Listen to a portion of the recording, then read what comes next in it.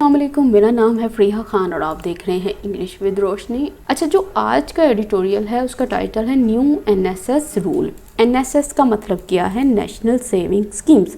ठीक है, उन्होंने एक न्यू रूल बना दिया। अच्छा, न्यू रूल तो बनाया है, लेकिन जो पुराना रूल था वो क्या था? उसमें ये होता था कि जो भी एनएसएस सर्टिफिकेट्स को जो भी लेता था, ठीक है, वो क्या करता था, एक पर्सन को नॉमिनेट कर देता था कि अगर मुझे कुछ होता है तो मेरे बाद जो है ना वो पैसा ना उस पर्सन को मिल जाए। लेकिन सुप्रीम कोर्ट ने अब क्या किया है, एक नया रूल जो है ना उसकी शुरुआत की है, उसको लेकर आए हैं। और वो क्या रूल है कि वो पहले वाले रूल को जो है ना डिसमिस करता है। वो कहता है कि अब जो होगा, अब ये नॉमिनेशन नहीं होगी, जो भी लीगल हायर्स होंगे ना उनके अंदर ही ये जो फंड है ना उन्हीं के अंदर डिस्ट्रीब्यूट होगा। इसको लेकर ही उसने सारी बातें डिस्कस की गई हैं और एंड पे उसने सोल्यूशन भी प्रोवाइड किया है। तो चले इसे स्टार्ट करते हैं। फॉर मैनी पाकिस्तानीज़, कहता है बहुत सारे पाकिस्तानीज़ के लिए। अच्छा, कौन से पाकिस्तानीज़? लुकिंग टू पार्क, जो कि तलाश कर रहे हैं पार्क करना, इन्वेस्ट करना। किस चीज़ को? देयर हार्ड अर्नड सेविंग्स, उन सेविंग्स को जो कि बड़ी मेहनत से की गई हैं। समवेयर, किसी ऐसी जगह पे। रिलायबल, जो कि बिल्कुल सही हो। फ्रॉम वेयर, जहाँ से दे कैन मीट, वो पूरा कर सकते हो देयर पीरियडिक फाइनेंशियल नीड्स, जो भी उनकी फाइनेंशियल नीड्स हैं जो वक्तन फ़वक्तन आती जाती हैं उनको वो पूरा कर सकें। National saving schemes are usually the investment of choice. तो ये जो नेशनल सेविंग स्कीम्स हैं ना, ये इंतखाब होती हैं इन्वेस्टमेंट का।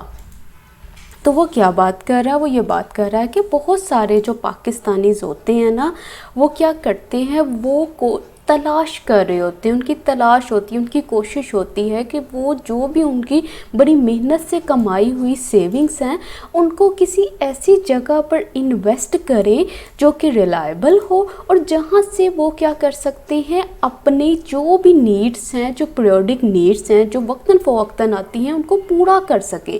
तो इन चीज़ों को मद्देनज़र रखते हुए जो नेशनल सेविंग स्कीम्स है ना, तो वो कहता कि ये इंतखाब होता है इन्वेस्टमेंट का।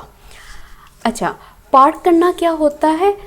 अगर तो आप किसी मनी इन्वेस्टमेंट को पार्क करते हो ना, तो इसका मतलब है कि आप वहाँ पे जो अपनी मनी है वहाँ पे लीव करते हो किसी टाइम पीरियड के लिए।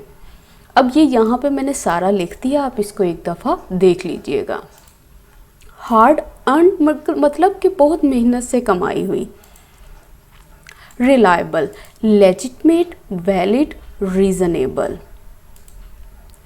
पीरियडिक का मतलब होता है occurring repeatedly from time to time. ज़ाहिरी बात है, जो फाइनेंशियल नीड्स होती हैं वो वक्तन फ़वक्तन ही आती हैं ना, टाइम टू टाइम कोई ना कोई नीड पड़ती है, तो वो उन नीड्स को असल में पूरा करना चाहते हैं इसके थ्रू। फिर ये सब्जेक्ट है, ये वर्ब है, ये सब्जेक्ट है, ये वर्ब है। रिटर्न्स, कहता है ये जो प्रॉफिट्स होते हैं ना फ्रॉम दीज, इनसे, किन से, नेशनल सेविंग स्कीम से। ये दीज किस चीज़ के लिए आया है ये भी आपने फाइंड करना है। Are not among the most lucrative, कहता है ये जो रिटर्न्स होते हैं ना वो इतने फ़ायदेमंद नहीं होते, मतलब बहुत ज़्यादा नहीं होते। बट दैट इज़ ऑफसेट, लेकिन ये जो चीज़ है ना, दैट, कौन सी बात? ये वाली कि ये जो रिटर्न्स होते हैं ना ये ज़्यादा नहीं होते, ज़्यादा फ़ायदा नहीं मिलता इनसे। इज़ ऑफसेट, ये वाली जो बात है ना इसको ऑफसेट किया जाता है, बैलेंस किया जाता है किसके ज़रिए? बाय द फैक्ट, इस हकीकत से, दैट कि they are comparatively low risk.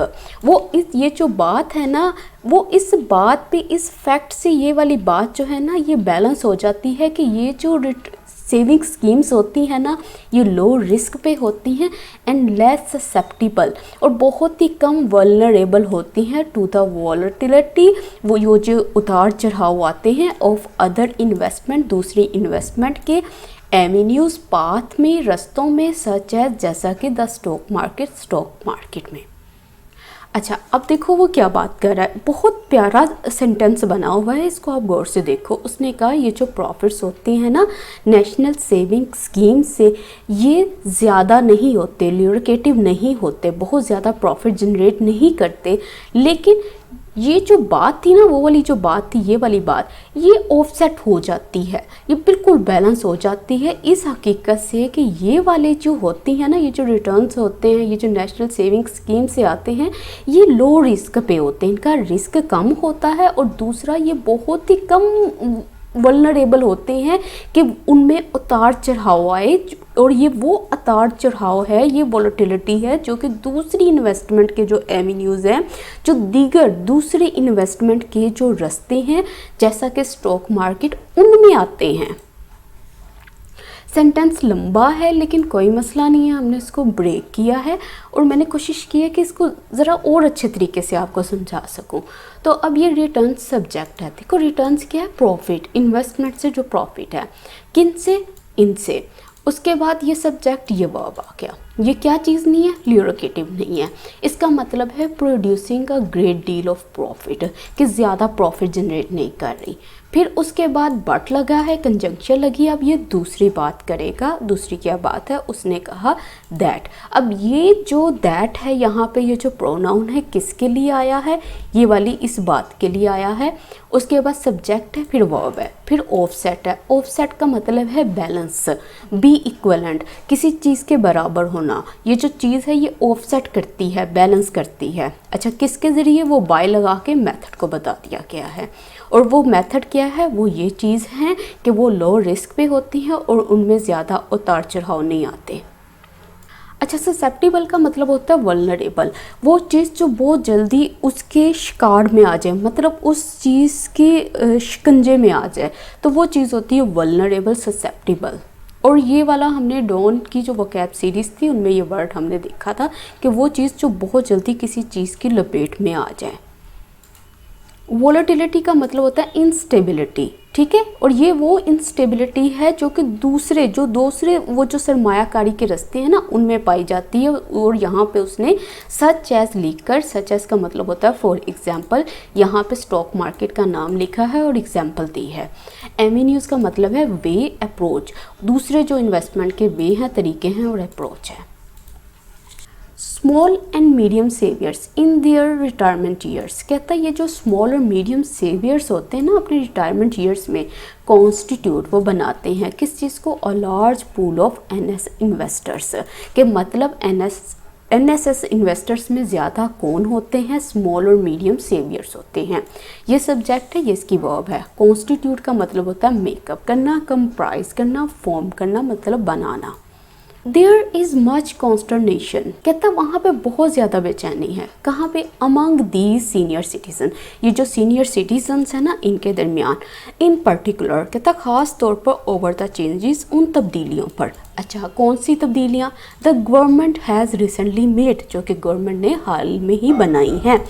In the nominee rules, nominee rules में, फॉर एनएसएस, इनके लिए, मेकिंग, बनाते हुए, द पे आउट प्रोसीजर, ये जो पे आउट का जो प्रोसीजर है, वॉस्टली, बहुत ज़्यादा, मोर, मज़ीद, कम्बरसम, मतलब बहुत ही ज़्यादा difficult.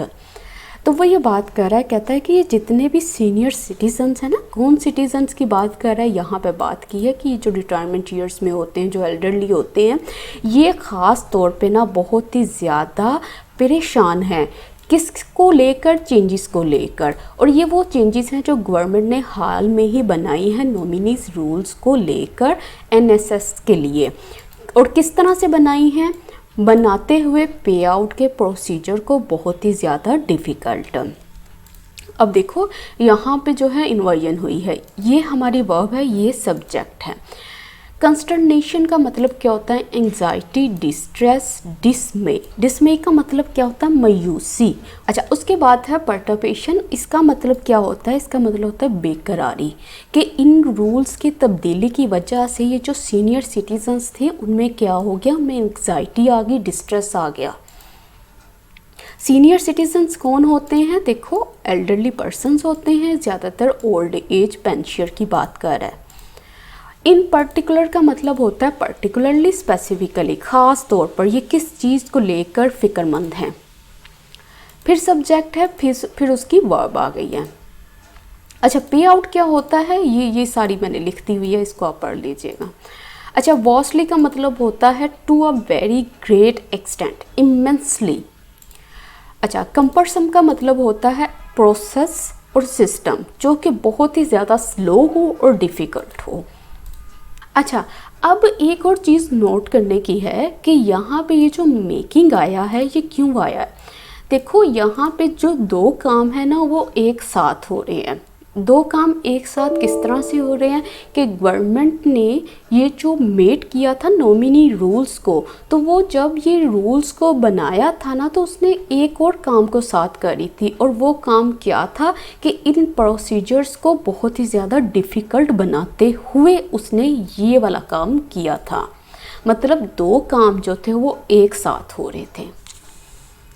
The step has been taken to, कहता है ये जो खास स्टेप है ना, द आर्टिकल लगा हुआ है, ठीक है, आपको भी पता है मुझे भी पता है ये किन स्टेप्स की बात कर रहा है।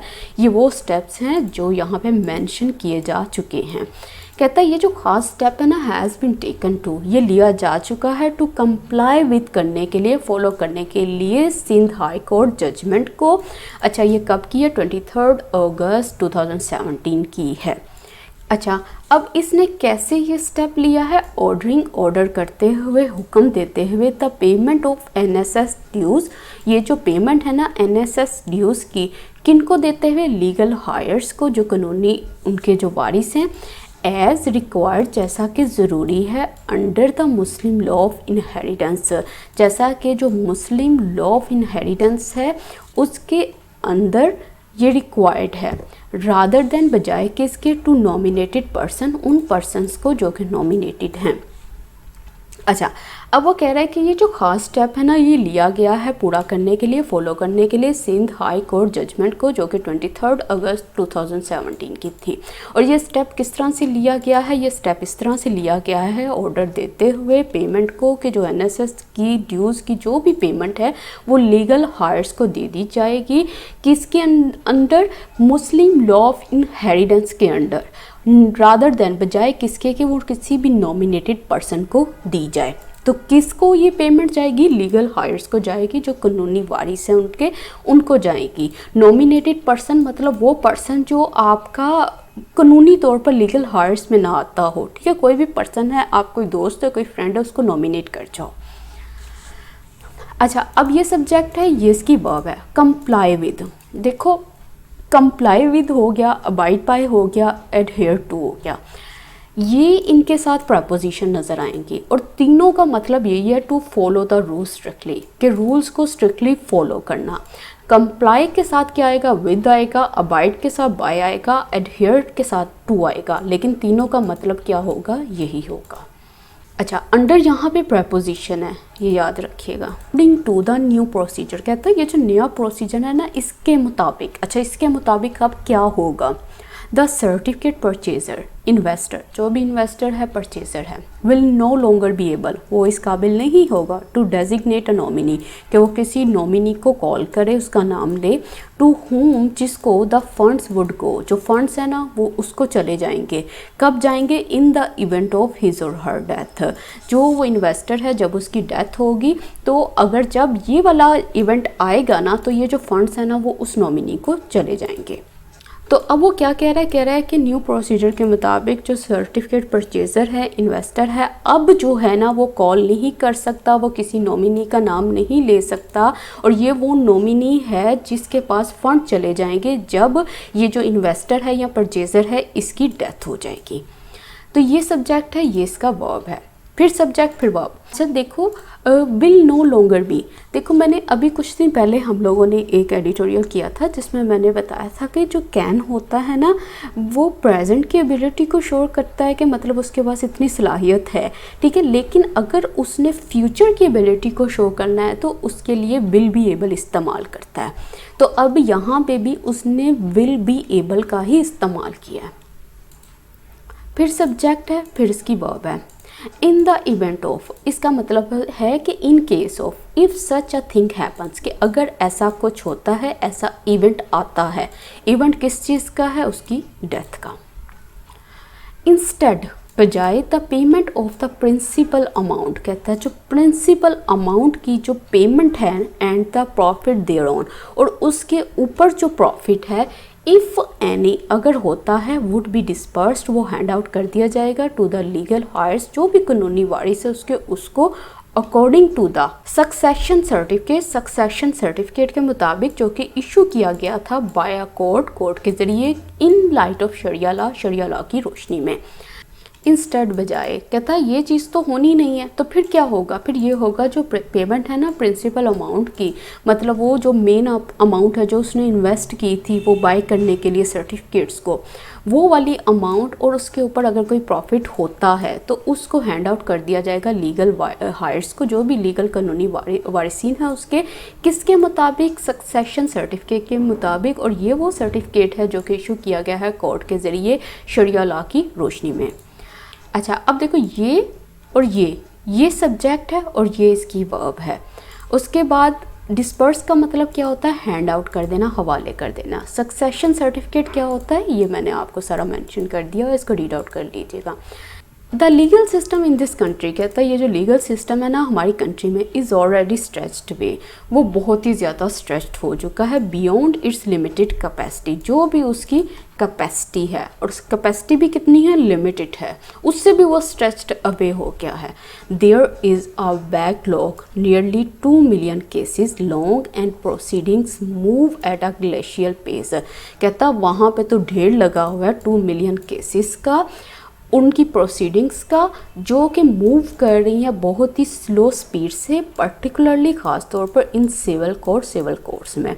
तो अब वो बात कर रहा है, यहाँ पे उसने बात की है लीगल सिस्टम की, कहता अब हम अपनी कंट्री के लीगल सिस्टम की बात की जाए ना, और ये वो लीगल सिस्टम है जिसके पास ऑलरेडी पहले ही लिमिटेड कैपेसिटी है, और उस लिमिटेड कैपेसिटी से ये क्या कर गए हैं, स्ट्रेच्ड अवे हो गए हैं, मतलब बहुत ही किनारे पे चले गए हैं। देयर इज़ अ बैकलॉग, कहता वहाँ पे तो ढेर लगा हुआ है 2 मिलियन केसेस का, और ये वो प्रोसीडिंग्स हैं, वो कानूनी कार्रवाइयाँ हैं जो कि मूव होती हैं बड़ी ही स्लो स्पीड में, ख़ास तौर पर सिविल कोर्ट्स में। तो ये सब्जेक्ट है, ये इसकी वर्ब है। फिर उसके बाद ये सब्जेक्ट है, ये वर्ब है। बैकलॉग का मतलब होता है एक्यूमुलेशन, ढेर लगना, ठीक है, ऑफ अनकम्प्लीटेड वर्क और matters needing to be dealt with, जिनको पहले निपटना चाहिए उनका तो ढेर लगा हुआ है वहाँ पे, और वो कितने हैं, 2 मिलियन केसेस हैं। ग्लेशियल पेस, इसका मतलब है वेरी स्लोली। अच्छा, अब यहाँ पे देखो हर चीज़, हर वर्ड जो लिखा जाता है उसका एक ख़ास मायने होता है। अब यहाँ पे उसने ये नहीं लिखा कि वो स्ट्रेच्ड अवे हो गया है बियॉन्ड इट्स कैपेसिटी, उसने ये बात नहीं की, उसने यहाँ पे ये एडजेक्टिव लगाया है और हमें ये बताया है कि इसके पास ऑलरेडी जो पहले जो कैपेसिटी थी ना वो पहले ही लिमिटेड थी, अब वो जो लिमिटेड कैपेसिटी थी उससे और ज़्यादा स्ट्रेच्ड अवे हो गया। मतलब ये जो लिमिटेड है ये इसके पूरी की पूरी बात में ना एक और वज़न पैदा कर रहा है। अच्छा, उसके बाद देखो this burden needs to be lighten, कहते हैं ये जो बर्डन है ना इसको हल्का करने की ज़रूरत है, नॉट टू ऐड टू, इसमें इजाफा करने की ज़रूरत नहीं है। अच्छा, ऐड के बाद जो प्रपोजिशन आती है ना हमेशा वो टू आती है, ठीक है, ऐड टू। किसी को कहते हैं ना मुझे फेसबुक ग्रुप में ऐड कर दो, तो उसके इन नहीं लगाना, उसको कहना है kindly add me to your Facebook group, to आएगा यहाँ पे। New procedure would also constitute, कहता है ये जो नया प्रोसीजर है ना वो कॉन्स्टिट्यूट करेगा, वो बनाएगा अननेसेसरी गैर ज़रूरी कॉम्प्लिकेशन को, पेचीदगियों को, वेयर जहाँ देयर इज़ नो डिस्प्यूट, कोई झगड़ा ही नहीं है, किसके ऊपर, ओवर द पे आउट के ऊपर, अमंग द लीगल हायर्स जो हैं उनके दरमियान में, और लीगल हायर्स ये जो कानूनी वारिसीन हैं ये किन के हैं, ये सर्टिफिकेट परचेज़र के हैं, इन्वेस्टर के हैं। तो ये सब्जेक्ट है, ये इसकी वर्ब है। कॉम्प्लिकेशन का मतलब होता है पेचीदगियाँ। उसके बाद फिर ये देयर लगा हुआ है, फिर एडवर्ब से सेंटेंस स्टार्ट हुआ है, तो मतलब यहाँ पे इनवयन बनी हुई है, और ये सब्जेक्ट है, ये इसकी वर्ब है। This paper over the past few weeks, कहता है ये जो पेपर है ना पिछले कुछ हफ्तों से हैज़ रिसीव कर चुका है न्यूमरस लेटर्स, बहुत सारे लेटर्स को, फ्रॉम रीडर से। अच्छा, कौन से रीडर्स हैं, एक्सप्रेसिंग देयर डिस्ट्रेस, जो कि एक्सप्रेस कर रहे हैं अपने डिस्ट्रेस को, बेचैनी को, ओवर द चेंज, ये जो तब्दीली आई है इन रूल्स में उसके ऊपर। तो वो ये बात कर रहा है कि ये जो पेपर है पिछले कई हफ्तों से वो बहुत सारे लेटर रिसीव कर चुका है रीडर से, जो कि एक्सप्रेस कर रहे हैं अपने डिस्ट्रेस को, ये चेंज को लेकर जो कि रूल्स में है। तो ये सब्जेक्ट है, ये इसकी वर्ब है। अच्छा, अब ये रीडर्स की बात की है तो रीडर्स की क्वालिटी बताने के लिए इसने प्रेजेंट पार्टिसिपल का इस्तेमाल किया है। ठीक है, वो ये बता रहा है कि ये वो रीडर्स हैं जो कि एक्सप्रेस कर रहे हैं। The circumstances of some of them, कहता है ये जो सर्कमस्टांसेस है ना ऑफ सम ऑफ दैम। अच्छा, अब ये यहाँ पे ये जो सम ऑफ दैम है ये किसके लिए आया है? ये इन रीडर्स की बात कर रहा है। कहता है ये जो सर्कमस्टांसेस हैं, हालात है ना इन रीडर्स के, सम ऑफ दैम इनमें से कुछ के, आर सच वो ऐसे हैं, they can not but worry, कि वो कुछ नहीं कर सकते सिवाय किस चीज़ के कि वो वरी करे, फिक्रमंद हो किसके ऊपर? व्हाट इज़ सर्टन, जो कि सर्टन है, जो कि पक्का है। टू बी एन एक्सटेंडेड, कि वो क्या होगा? एक बहुत ही लंबी ऑर्डील होगी, बहुत ही ट्रबल होगा फॉर देयर नॉमिनीज़, अपने नॉमिनीज़ के लिए। आफ्टर किसके बाद? दे देमसेल्फ, जब वो खुद आर गोन, वो चले जाएंगे, वो मर जाएंगे। अच्छा, अब वो कह रहे हैं ये जो सर्कमस्टांसेस है ना, हालात हैं उन लोगों के जिन्होंने ये एक्सप्रेस किया था बेचैनी को। कहता उनके सर्कमस्टांसेस ऐसे हैं कि वो कुछ नहीं कर सकते सिवाय इसके कि वो वरी करें। कहता जो और किस चीज़ के ऊपर वरी करें? इस चीज़ के ऊपर जो कि बहुत ही ज़्यादा सर्टन है कि वो बहुत ही लंबी हो जाएगी, बहुत ही डिफ़िकल्ट हो जाएगी उनके नॉमिनीज़ के लिए जब वो खुद चले जाएंगे। अच्छा, अब ये सब्जेक्ट है, ये इसकी वर्ब है, सब्जेक्ट है, वर्ब है। यहाँ पे बट जो है ना प्रपोजिशन है जिसका मतलब है एक्सेप्ट फॉर, सिवाय इसके। फिर सब्जेक्ट है, फिर इसकी वर्ब है। ऑर्डिल का मतलब होता है trouble, hardship, struggle, painful effort, कि ये चीज़ तो सर्टन है कि उनके नॉमिनीज़ के लिए ना बहुत ज़्यादा स्ट्रगल होगी, पेन होगी। The supreme court should revisit, कह रहा है जो सुप्रीम कोर्ट है उसको रिविजिट करना चाहिए इशू को, एंड टेक अ व्यू, और उस व्यू को लेना चाहिए। और ये व्यू कौन सा है? जो कि बोथ है, कंपेंसेट है, हमदर्दाना है, एंड प्रैक्टिकल है। तो ये सब्जेक्ट है, ये इसकी वर्ब है। टेक का व्यू का मतलब होता है टू हैव द ओपिनियन और believe that something is the case. Take मतलब व्यू, ये जिन लोगों की बात कर रहा है उनका जो व्यू पॉइंट है उसको देखे कि ये वाला जो है ना ये असल केस है। और ये क्या केस है? ये बोथ है, कंपैशनेट भी है और प्रैक्टिकल भी है। वन वे आउट, कहते हैं एक रास्ता है, विच वुड अचीव, जो कि हासिल करेगा, द सेम रिजल्ट, सेम नताइज को, एज जैसा कि that desired by the government, जो कि डिज़ायर किए गए हैं गवर्नमेंट के ज़रिए। वन वे आउट इज़, वो जो रास्ता है ना बचने का, इज़ वो है क्या है? To go back to the nominee system, कि वापस चले जाओ नॉमिनी सिस्टम की तरफ। बट लेकिन हैव दिस इंडिविजुअल, लेकिन उस इंडिविजुअल को रखो, उस नॉमिनी को रखो। ठीक है, और ये जो चीज़ है ना गिव देती है एन अंडरटेकिंग, एक एग्रीमेंट, कमिटमेंट, दैट ये कि ही शी विल, कि वो जो भी होगा व्हेन द टाइम कम्स, जब उसका वक्त आएगा, डिस्ट्रीब्यूट करेगा प्रोसीड्स को फ्रॉम द एनएसएस से जो भी रकम है वो इसको डिस्ट्रीब्यूट कर देगा इन अकॉर्डेंस विद, किसके मुताबिक? द इनहेरिटेंस लॉ, इस शरी लॉ के मुताबिक। तो वो क्या बात कर रहा है? उसने ये सलूशन रखा है, उसने कहा एक रास्ता है जिससे हासिल होंगे सेम नताइज जो कि डिज़ायर किए गए हैं हमारे गवर्नमेंट से। क्या है? कि जो भी है ना दोबारा आप वापस नॉमिनी सिस्टम की तरफ आ जाओ। ठीक है, उसके अंदर जो भी नॉमिनी पर्सन होगा ना उसको एक प्लेज दे दो, एक कमिटमेंट दे दो कि जब तुम्हारा वक्त आएगा तो तुमने क्या करना है? डिस्ट्रीब्यूट कर देना है इस मनी को इनहेरिटेंस लॉ के मुताबिक। तो इससे क्या होगा? दोबारा ये वाला लॉ जो है ना वो फुलफिल हो जाएगा। तो ये सब्जेक्ट है, इसकी जो वर्ब है वो ये पड़ी हुई है, फिर ये सब्जेक्ट है, ये वर्ब, ये सब्जेक्ट, ये वर्ब। अंडरटेक का मतलब क्या होता है? Agreement, commitment. अच्छा, वन वे आउट का मतलब क्या है? इसका मतलब होता है अवॉइड करना समथिंग अनप्लेजेंट को और अनडिज़ायरेबल को। अच्छा, अनप्लेजेंट क्या चीज़ थी और अनडिज़ायरेबल क्या चीज़ थी? हम पहले डिस्कस कर चुके हैं कि जब ये रूल आएगा, ये जो गवर्नमेंट ने रूल बनाया है, इससे क्या क्या मुश्किलात आएंगी, वो सारी की सारी अनप्लेजेंट चीज़ें हैं। अब उनसे बचने के लिए उसने ये सलूशन बताया है। अंडरटेकिंग का मतलब होता है agreement, commitment. In accordance with का मतलब होता है के मुताबिक। प्रोसीड्स का मतलब होता है money obtained from an event और एक्टिविटी, जो भी मनी हासिल की गई है।